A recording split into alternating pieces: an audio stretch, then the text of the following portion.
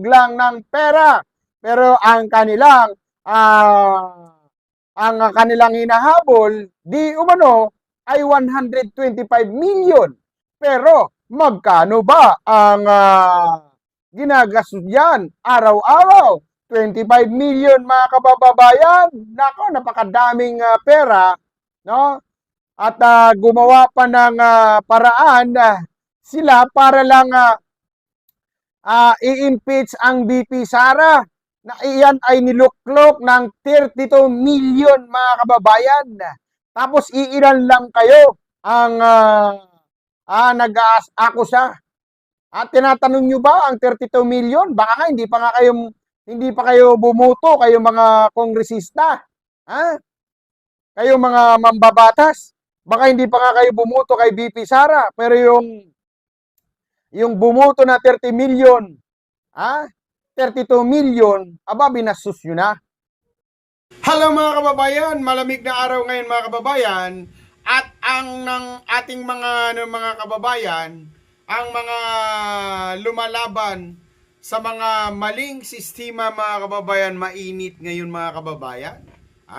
Lalo na ang defense team ni BP Sara mga kababayan, no? Talagang mainit at nilalampaso ang mga maling ginagawa mga kababayan dahil etong mga kongresista mga kababayan pilit nilang impeach si BP Sara, no? Na wala namang sapat at masasabi ko dito mga kababayan, ito ay pambabasos ito mga kababayan sa mga bumubuto kay BP Sara ng 32 million mga kababayan. Pakinggan po natin ang sinasabi ni Attorney Sheila Sison mga kababayan dahil dito tinatalakay ang affidavit ni Las Cañas mga kababayan. Pakinggan po natin. So we object to the marking of this portion of Arturo Las Cañas affidavit. As of this point, no witness has yet testified on this affidavit and it is on record. Kita nyo mga kababayan? Walang witness, no witness ang kanyang objection. Nasaan? Ang tinatawag natin na sarswila, heresy mga kababayan. Palabas lamang nila para lang talaga gustong paniwalain ang taong bayan na masama na talaga ang mga Duterte. Pero hindi Hindi nyo makukuha na pasamain ang mga Duterte dahil nakaugat na. At nakikita na ang ginawa ng mga Duterte, mga kababayan. Okay, tuloy natin. If we review the record of the court, that supposed affidavit was unnotarized. Counsel of the respondent. Thank you, Your Honor.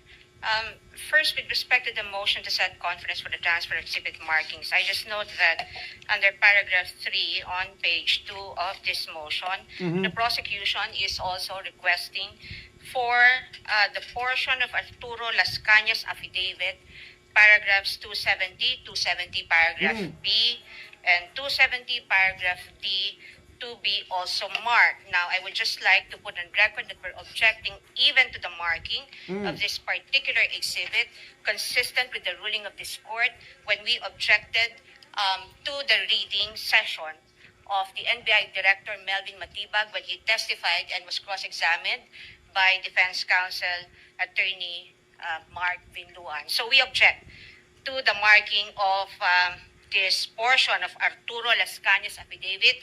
As of this point, no witness has yet testified on this affidavit, and it is on record, if we review the record of the court, that supposed affidavit was unnotarized and was not signed by anybody, let alone identified by any competent witness. And also, Your Honor, the motion is to set conference for the transfer of exhibit markings. Now, this presupposes that there has already been a marking on the original document. Now, if there's no competent witness who has identified the affidavit of Las Cañas, then there is no reason for a supposed transfer of exhibit markings, we object. We object to item number 3 of this motion. We will not agree. And if the presiding court, if the presiding officer will rule to allow even the pre-marking or the marking of this item under this motion, then we would like to have our objection, continuing objection to the allowance of even the marking of this particular exhibit put on record, Your Honor. Thank you. May we respond, Your Honor? To afford the court some time to rule on the matter, let the marking and pre-markings proceed tomorrow without prejudice. The ruling of the chair with finality in open court. So yun mga kababayan, no?